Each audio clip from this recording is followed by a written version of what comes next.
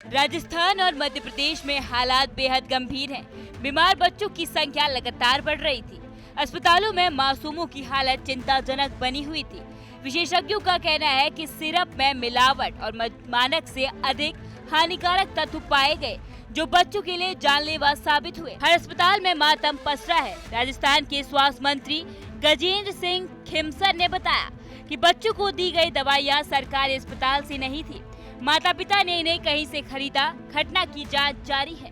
सुनी कि जो दवाइयाँ जो जिन माताओं ने अपने बच्चों को दी है वो हमारे सरकारी अस्पताल के ना तो प्रिस्क्रिप्शन से थी ना उनके रिकमेंडेशन थी।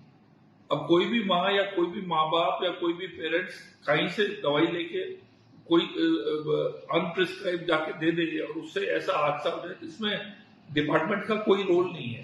सरकार ने तुरंत कोल्ड ड्रिफ्ट सिरप पर बैन लगा दिया, लेकिन यह सिर्फ पहला कदम है। सबसे बड़ा सवाल अब भी बाकी है कि आखिर इस तरह के खतरनाक सिरप की परमिशन किसने दी? किन अधिकारियों ने इसे बाजार में आने की अनुमति दी? प्रशासनिक सफाई देने के बावजूद यह सवाल हर माँ बाप के जहन में है। हर मासूम के परिवार में गहरा शोक और सवाल है। वे पूछ रहे हैं कि कितने कमीशन और लाल फीताशाही के चक्कर में उनके बच्चों की जान से खिलवाड़ होता रहेगा। दोषियों पर कार्रवाई कब होगी? क्या न्याय सुनिश्चित करना अब जिम्मेदारी नहीं रही है? ये सवाल हर उस घर में उठ रहे हैं जिसने अपने बच्चों को खो दिया है। कथित तौर पर कंसर्स फार्मा के खांसी सिरप के सेवन से बच्चों की मौत के बाद आम आदमी पार्टी के कार्यकर्ताओं ने कंपनी के बाहर विरोध प्रदर्शन भी किया। कार्यकर्ता कंपनी को बंद करने का प्रयास कर रहे थे, लेकिन पुलिस ने समय रहते हस्तक्षेप करते हुए उन्हें रोक दिया। सिर्फ बैन से समस्या खत्म नहीं होगी। दवा सुरक्षा और रेगुलेशन में सुधार जरूरी है। बच्चों की सुरक्षा और पारिवारिक भरोसा बहाल करने के लिए प्रशासनिक स्तर पर ठोस कार्रवाई की आवश्यकता है। केवल नियम बदलने से नहीं, बल्कि उनका पालन सुनिश्चित करने से ही भविष्य में ऐसे हादसे रोके जा सकते हैं। छिंदवाड़ा में कोल्ड ड्रिफ्ट कफ सिरप पीने से 10 बच्चों की मौत हुई। नागपुर अस्पताल में भर्ती एक बच्चे की हालत गंभीर थी।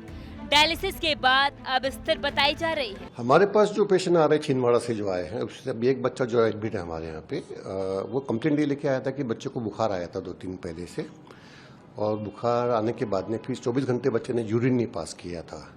तो उस कंप्लेंट के लिए उन्होंने उसको छिंदवाड़ा में एडमिट किए थे बच्चे को कि यूरिन नहीं पास किया है। और फिर जब उनको दिखा कि बच्चे वहाँ पे प्राइमरी ट्रीटमेंट के बावजूद भी जब उसने यूरिन नहीं पास करना चालू किया बच्चे ने, और वहाँ के डॉक्टर ने जब उनकी जांच करी तो उसमें उनको पाया कि उसे किडनी में सूजन दिख रही है बच्चे के। तो उस कंडीशन की वजह से बच्चे को नागपुर भेजा गया था आगे के ट्रीटमेंट के हिसाब से, क्योंकि छिंदवाड़ा में उनको जो भी लिमिटेशंस होंगे।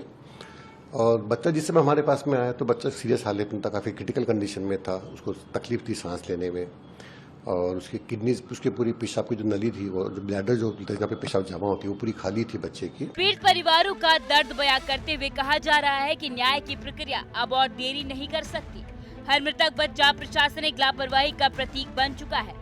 स्थानीय अधिकारियों और स्वास्थ्य विभाग की जवाबदेही तय करना अब सबसे बड़ा मुद्दा बन चुका है। केंद्र और राज्य सरकारों को मिलकर प्रभावी कदम उठाने होंगे। दवा नियंत्रण संगठन, स्वास्थ्य विभाग और कानूनी संस्थाओं को सुनिश्चित करना होगा कि भविष्य में इस तरह की घटनाएं न हो।